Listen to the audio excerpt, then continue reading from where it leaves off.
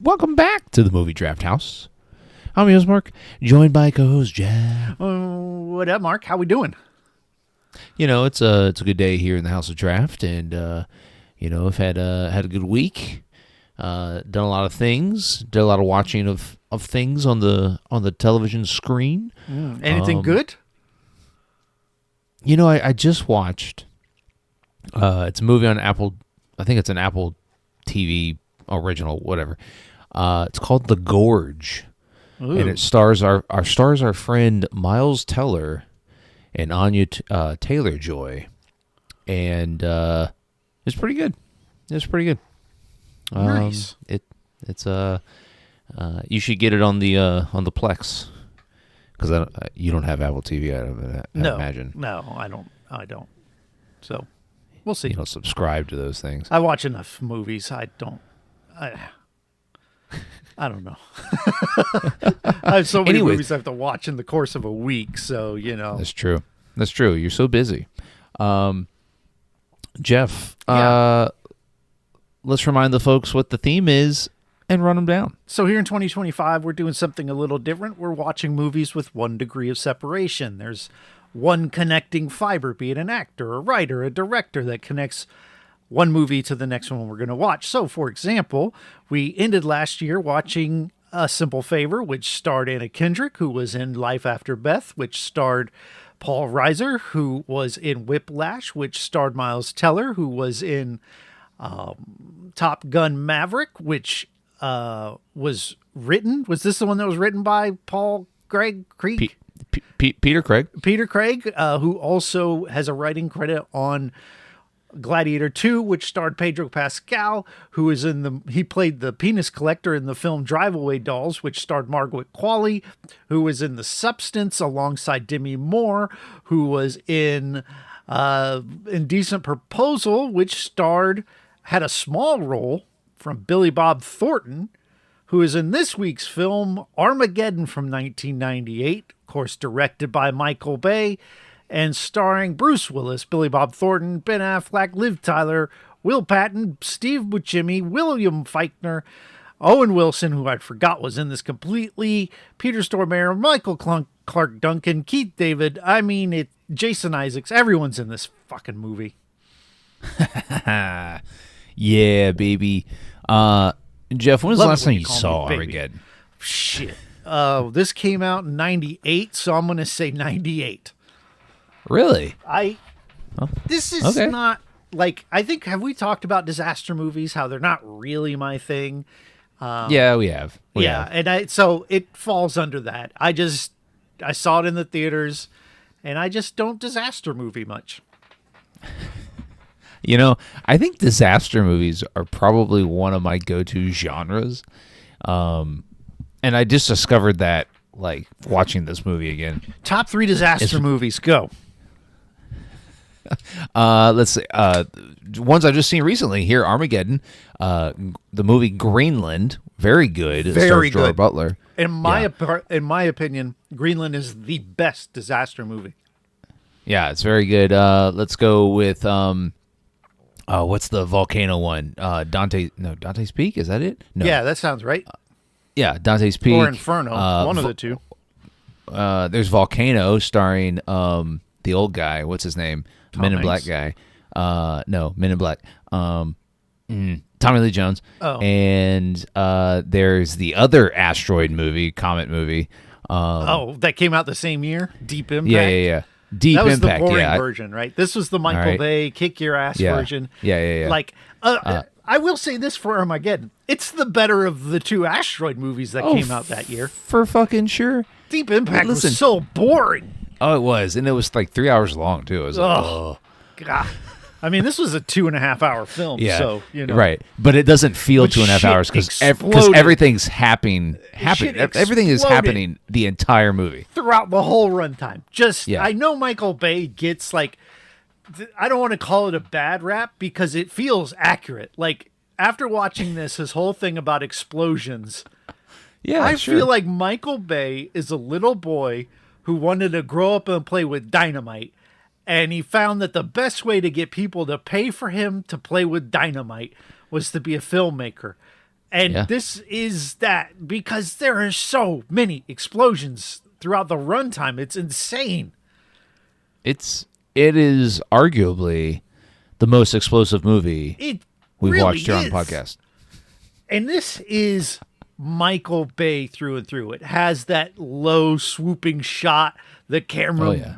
like it looks like a Michael Bay movie. Like if you want to know what a Michael Bay movie is, this is probably your best bet.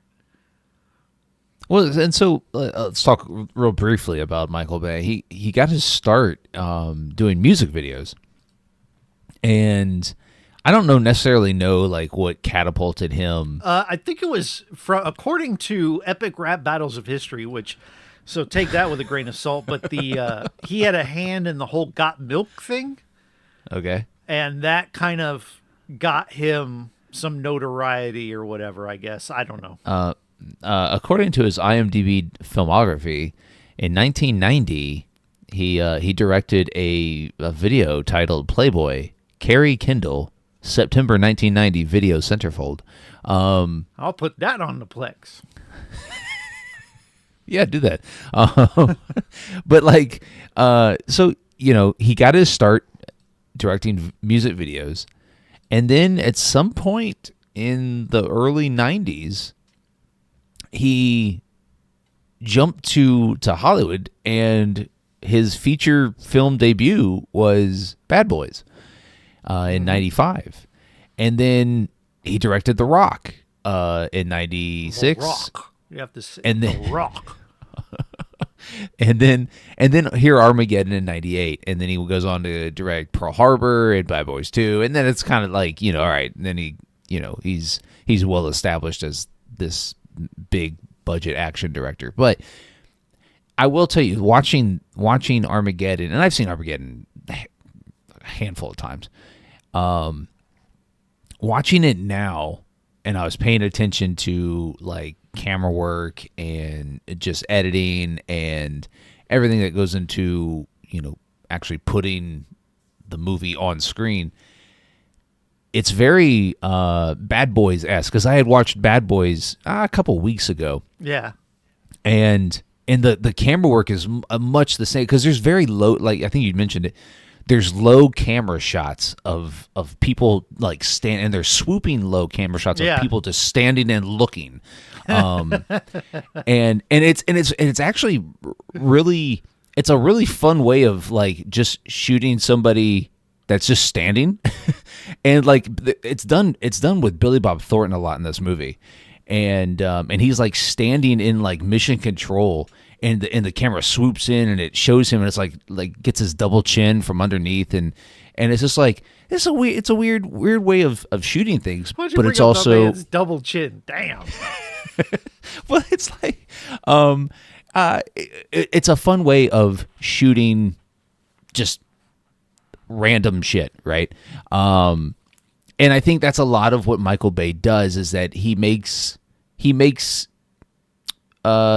just mundane things kind of cool looking, and that's really where a lot of this film goes, because it's not a short film, it's 2.5 hours long, but it's very not patriotic's not the right word, but well, I guess it is patriotic, but it's just like exciting, because you've got, and it's so inaccurate, like you have to like turn your brain off when you're watching this movie, but like explosions in space. Well, space doesn't make a sound, but fuck it, we're gonna blow some shit up and it's gonna go boom, Right, and there's no oxygen in space for the shit to like, I'm no botanist. Fire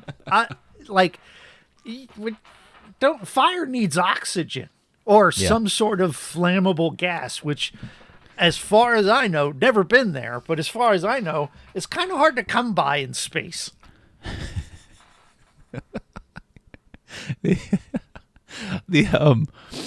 I love the suspension of belief that Michael Bay asks the audience to partake in.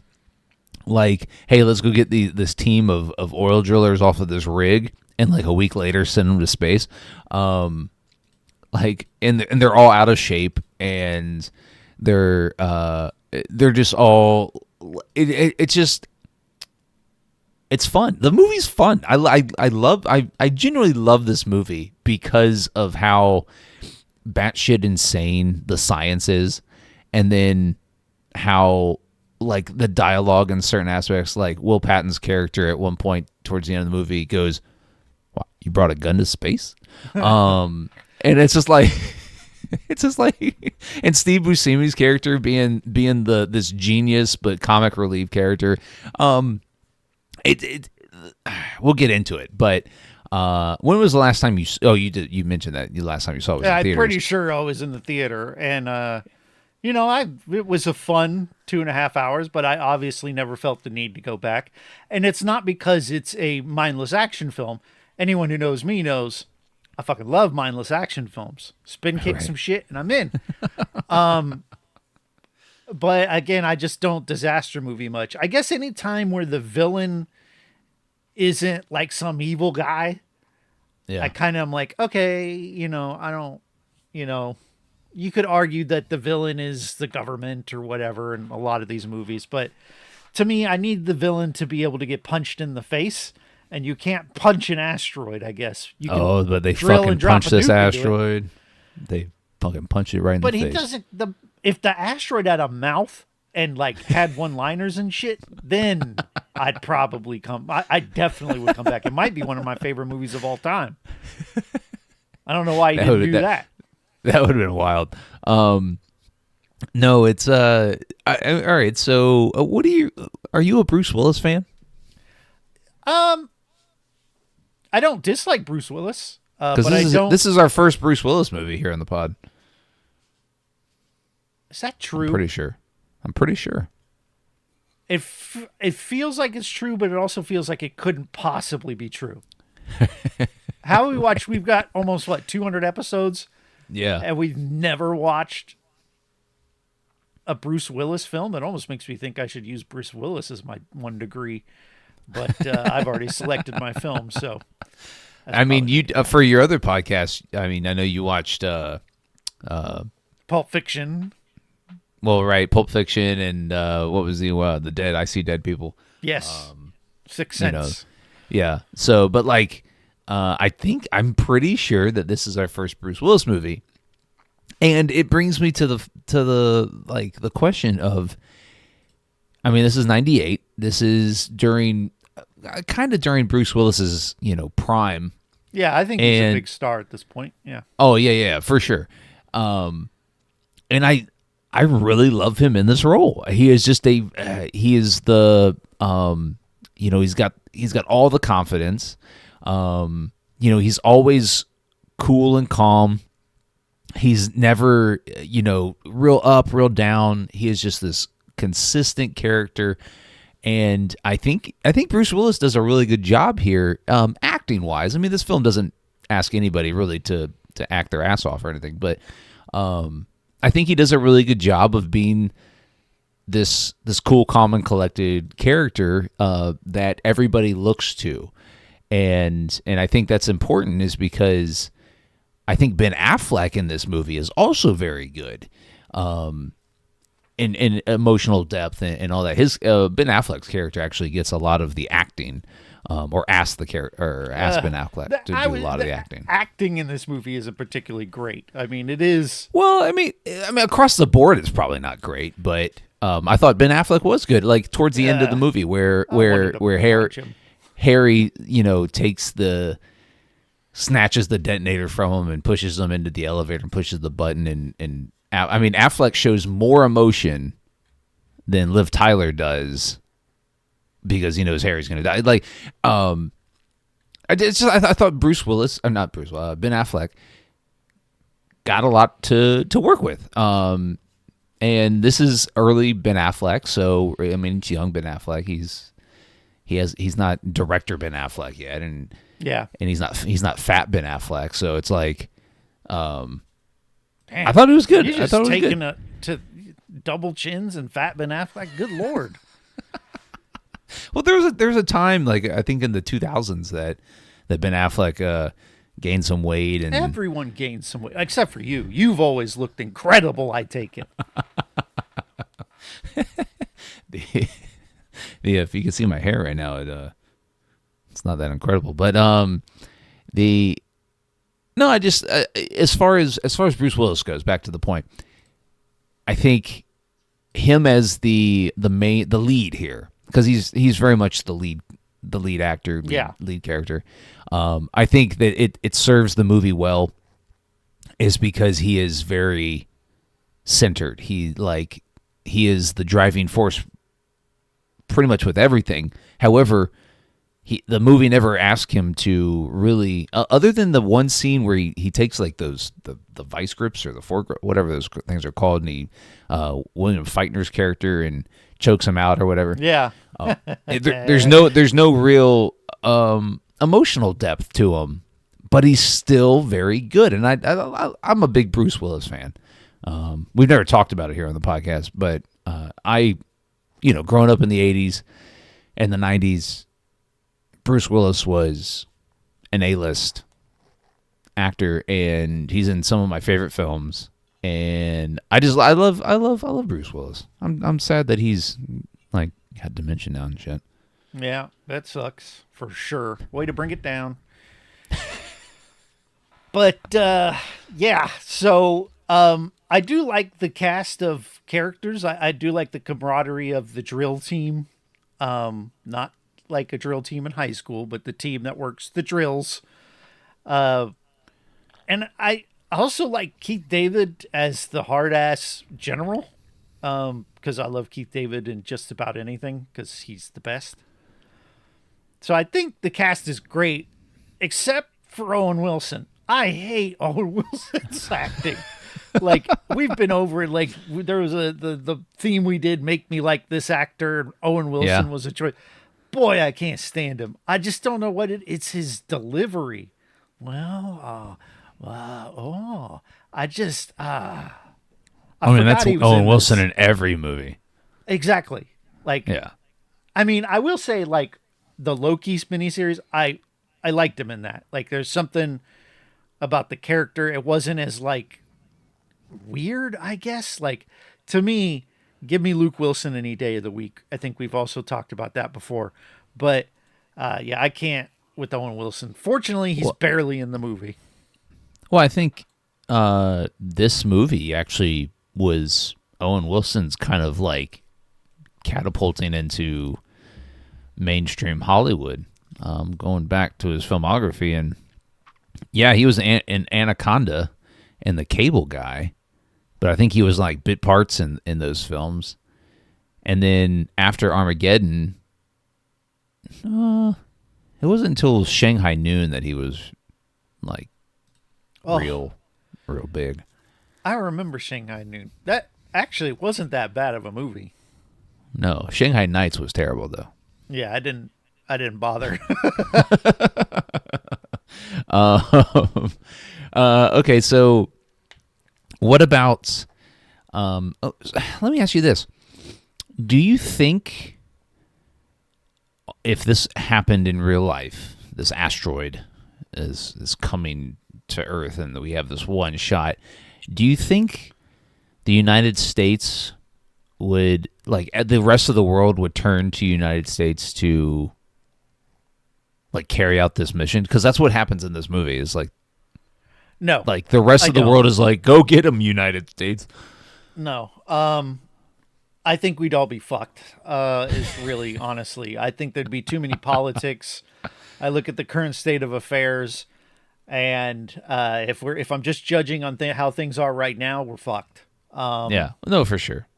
Like the politicalization of all of this, you know, it could be a simple thing, and we'd be dead. Well, yeah, it's and also like the science is like, oh, we have this if the asteroid gets this close to Earth and it's detonated, it's gonna still ram into us, and it has to be done by this point. And like, like at the end of the movie, Bruce Willis is left on it and he's gonna detonate it. And like it's getting down. Oh, we got 2 seconds until he can do it. 2 seconds until that asteroid's still gonna hit us. And it's like, It's very dramatic, very dramatic way of blowing up an asteroid, and the Well, it has nuclear to be. explosion in space. Well, Like, I don't know how that would think work. it could explode. Like, I think something would happen, right? No. Like, if you detonate I don't know exactly what would happen. Something would happen in space when you detonate a nuke. I don't think it's ever been done before. No, it's a matter of time, I guess. But I think it would probably work in some regard. But one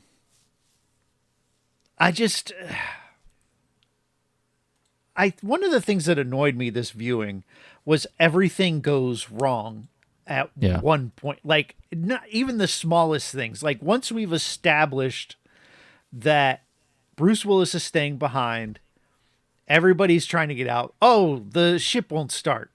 And we get about 5 minutes on that. And then it's, okay, the ship started. Now we got to get out of the asteroid field. And we get 5 minutes on that. Okay, we're free. And then it's like, oh, shit, Bruce Willis lost the remote. We got another, it just kept drawing out to me.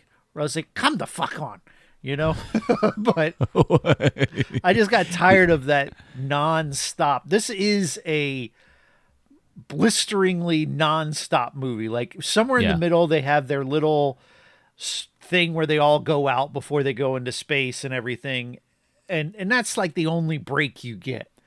The rest of the time it's just constant going, and it kind of got old near the end of the film for me. It's yes, I tend to agree, like, but I also thought it was very, like, when they're going to the asteroid and trying to land on it, and the one shuttle gets blown the fuck up, and I thought all of that was like, oh my god, are they gonna fucking make it? And then the other shuttle hitting a body floated in space, like yeah. like I'm like, those guys got sucked out the windshield. That was really good. And then Ben Affleck's like trying to get his helmet on so he doesn't like suffocate immediately. That's the other thing. It's like the window breaks to the windshield of the shuttle, and those pilots are still like fucking talking and shit. I was like, oh, that science isn't great. Because like I don't think the asteroid has its own atmosphere, so unless they've got headsets and their helmets on, they're not talking. Right. So it's like just you would die like immediately. Right. Right. That's the thing, is that like I just thought the action is good. I don't have any problem with the action. Right. And I think a lot of the special effects still hold up pretty well, considering it's a 90s film. I think that, Michael Bay's claim to fame is his, special effects, I think, and his explosions, and they hold up. And there's a reason why people get him to do these big set piece blockbusters. Yeah, I think Michael Bay as a certain director, like you just said, an action director, I think very good. I will watch pretty much anything Michael Bay does at least once. I will watch it. Have you watched all the Transformers films? Yes, I have, and I'm only a fan, and we did it here on the podcast. I'm only really a fan of the Shia LaBeouf ones, because I did think that Shia LaBeouf made those movies better than they should have been. But also, the first two Transformers films were very. I mean, they're all of Michael Bay's films are like 2.5 hours long, and they're all nonstop action. Oh boy, they're exhausting, aren't they? They can be, but also I think he gets the casting that Michael Bay does in most of his films is very good too. You take Bad Boys, Will Smith and Martin Lawrence. This film with the cast of actors that he has here, and then the Transformers movie. I mean, it's Shia LaBeouf, so he tends to cast pretty charismatic people in lead roles, and so I think that impacts the film more is because, like, I think any director in Hollywood can probably make an entertaining action film.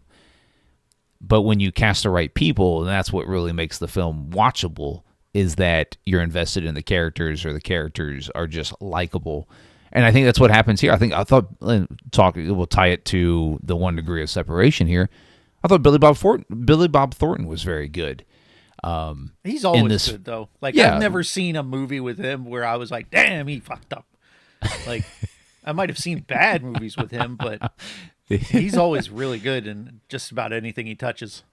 Yeah, and so, like, here, him as the mission control lead guy, whatever they're called, I thought he was good. He's very he's defiant, but he's very like you can tell that he is the leader in that room, and and the dialogue that he has with Keith David along the way is good, and I liked that dynamic in the film.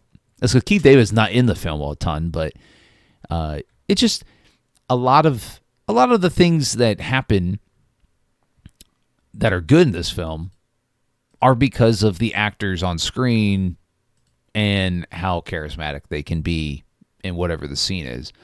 And so to that point, I really liked pretty much every actor that was cast in their role. I really like, what's the guy, the Russian guy?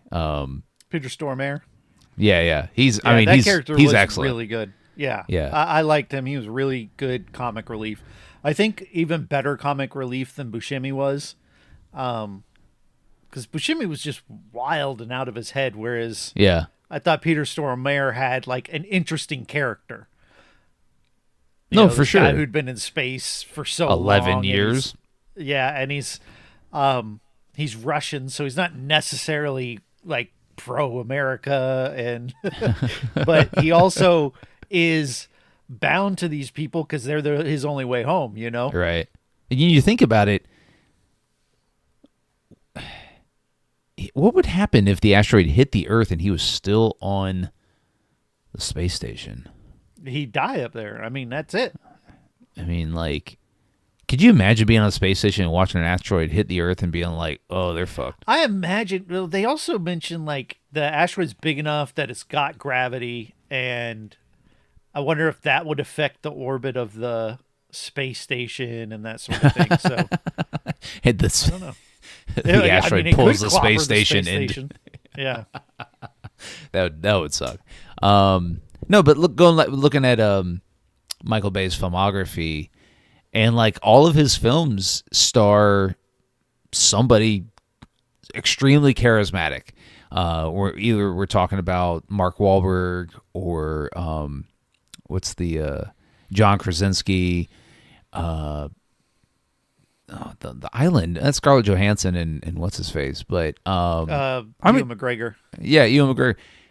But most every Michael Bay film has this extremely charismatic lead, and I just think that's probably a recipe that he uses because he knows, like, oh, hey, people are saying this shit about me.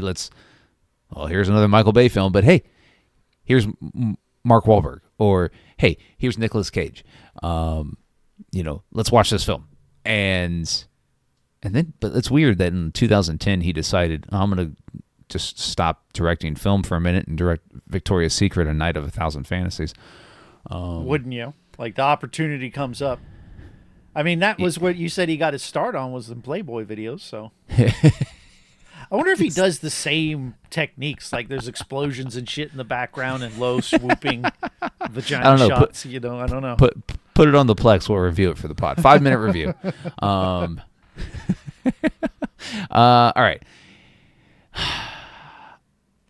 So when I first saw this film, it was in the theater, like you. I remember, and it's a very vivid memory. I don't know why, but very vivid. Like at the end of the film, when Ben Affleck and Bruce Willis are, having their goodbye or whatever. I remember looking over and like down the aisle a few seats down, and seeing this grown man just like wipe away tears from his face. And I remember going, wow, this is a fucking good movie. And then afterwards, after the movie's over and everybody's filing out of the theater, it's because there was this movie was, I don't know what it did when it opened, but there was a ton of people in the fucking theater. It was huge. Yeah. It was huge. What? It did gangbusters. There's a reason Armageddon and Michael Bay are household names. It was massive. Right. Gross. But it grossed in 1998. It grossed $553 million. Yeah. Crazy. And then 553 million adjusted for inflation. That's $1 billion today. Oof. So, yeah. Like big time. But so like people are filing out of the theater, and I'm pretty sure I went and saw it with my mom, or I don't actually remember who I went and saw it with. But I'm waiting outside the theater for her, and like people are filing out, and they're like wiping away tears. And I'm like, wow, this is will crazy. say there are a couple moments where this gets you in the feels. Yeah. Like there are a couple moments I got like little goosebumps. I'm not gonna deny it. So it's got its got a little heart there, it's not just all explosions. No, and I do think it's just mostly explosions. And I did like Bruce Willis and Ben Affleck's dynamic throughout. It was very father-son-ish. Bruce Willis like treats him as a son, but like very hard ass on him, all throughout, but constantly comes back to him, Yeah. But I thought that there's a reason why this movie is 2.5 hours long, is Michael Bay really wanted to flesh out certain relationships, but no, he wanted more explosions. Well, sure, but he also had time to put Liv Tyler and Ben Affleck sharing the animal cracker scene on the nipple. Yeah, that was classic. Okay, let me ask you this: what do you think about Aerosmith's song? I Iconic. don't wanna miss a thing. Yeah, Yeah. it's like this. And what was the other? Like this song obviously was synonymous with this, but there's another Aerosmith song. Maybe I'm thinking of this and I'm just mistaken. But was this the one that the video that had Liv Tyler and Alicia Silverstone in it? Aerosmith, and there was a really sexy Liv video. Tyler music video. That is for Crazy. Okay. That had Alicia Silverstone. I feel like that was tied to a movie too, but I don't know. That came out in 94. I don't want to miss a thing. Right. Now when I close my eye. Yeah. I remember. Don't want to fall asleep. Gonna miss you, baby. And I don't want to miss a thing. Yeah, no, it's listen, man. It's a banger. The whole movie's a banger. The whole movie is a banger. Yeah. This is one of those films, you just throw it on. It doesn't matter where in the film you can throw it on. And you're walking by and you're like, let me watch some 5 minutes of this movie. And then you look down at your watch and you're like, oh shit, I've been here 30 minutes. I'm going to say this. I'll probably never watch it again. I just don't care. Like at the end of the day, I don't care.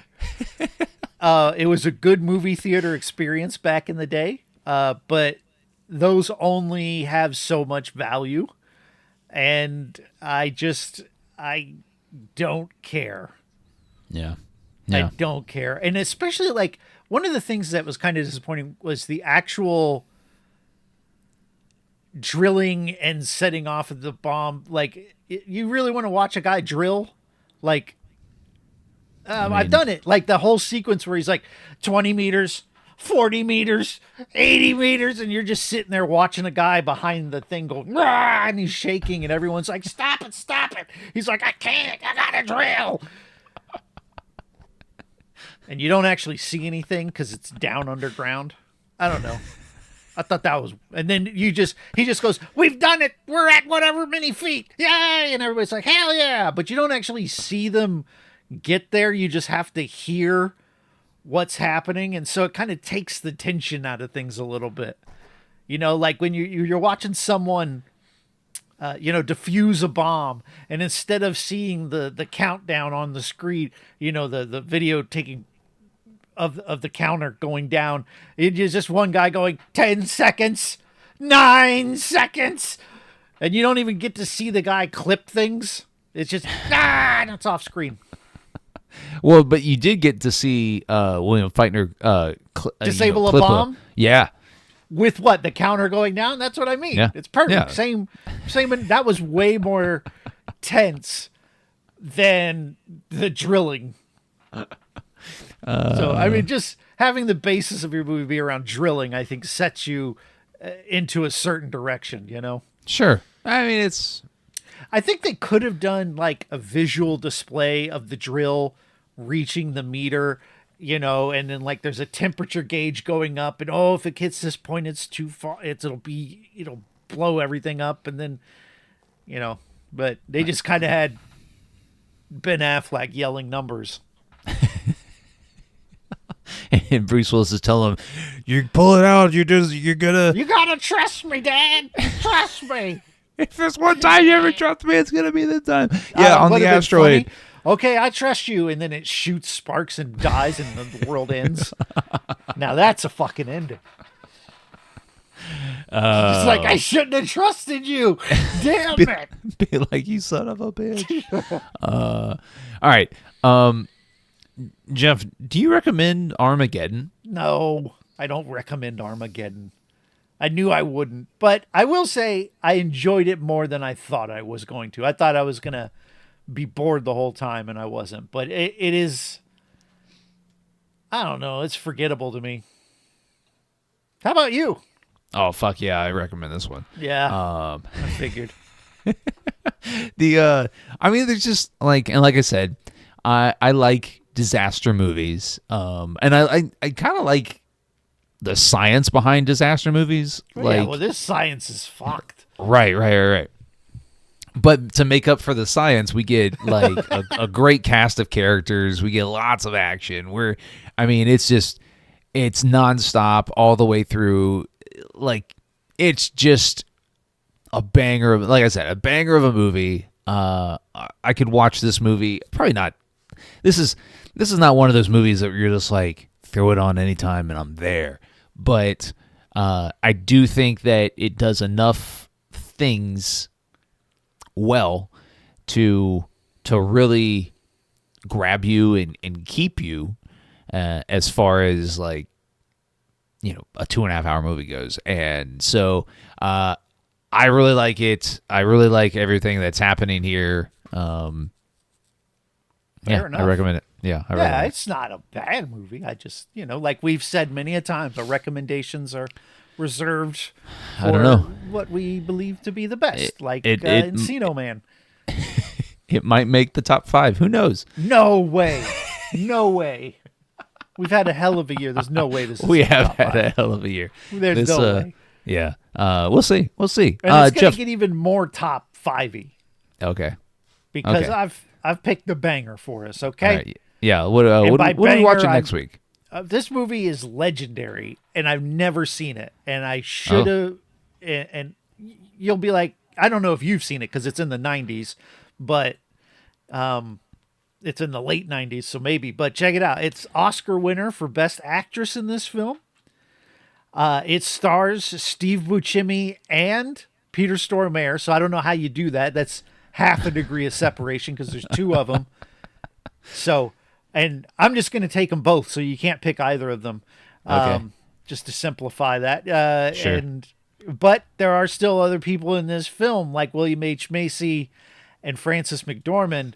And if you don't like them, I think you'll be happy with the director's Joel and Ethan Coen Oh, okay. from 1996.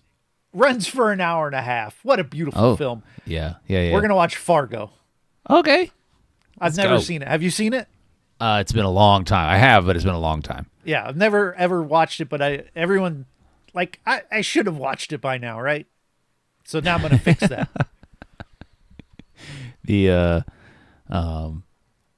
Wait, have we done Oh Brother, Where Art Thou? We have, haven't we? Yeah. Damn it. No, there is a film that I don't want to try to lead you anywhere, Yeah. but maybe you look at there's a film you had mentioned in the past that you wanted to get to. Yeah. That if you wanted to, I know. It's Francis McDormand. I know. Okay. Yeah. And we might. We could. I don't know. But this is streaming on a lot of things. yeah. No, I'm excited. It's been a long time since I've seen this movie, and it, obviously inspired a television show by the same name, and that was also very well received. And this is kind of the Coen brothers, stamp on Hollywood, and so I'm excited. This is I wasn't expecting you. And we've done movie. No Country for Old Men, so you don't pick that one either. Oh yeah, we have. I mean, because if we're allowed to repick films, I could have done Drive Angry. No, so, God. Just putting that out there. Don't pick films again. I don't want to rewatch some shit. Yeah, well, no, this will be a good one. What's also good is that you hit the subscribe button if you're watching on YouTube, so you don't miss any future content right here on the channel. Give us a subscribe. And if you want to follow the podcast on all your favorite social media platforms, we're on Twitter, TikTok, Instagram, right here on YouTube. Give us a like, follow, and subscribe. And don't forget the podcast releases weekly every Thursday on your favorite podcast streaming platform. Jeff, tell them where they can find you. You can find me on Blue Sky at Jay Queasy. You can also check out my other two podcasts. One's called Chronologically, where we're currently looking at the films of Quentin Tarantino. And you can also check out All Things Being Sequel, where right now we're going through all the Leprechaun movies. You've been doing that for months. Yep. What seems like I've months. seen all of them. There's that many Leprechaun films, so I've seen every Leprechaun film. There's like 8, right? Yeah. Well, one of them is debatably not a Leprechaun film, but listen to the pod to find out which one. Yeah, for sure. And again, join us next week as we review the 1996 Coen brother film Fargo. It's available streaming on a ton of things, but Prime Video is probably the biggest one, and we'll do that next week. Jeff, any last words? I don't want to close my eyes. Don't want to fall asleep, 'cause I miss you, babe. And I don't want to miss them day.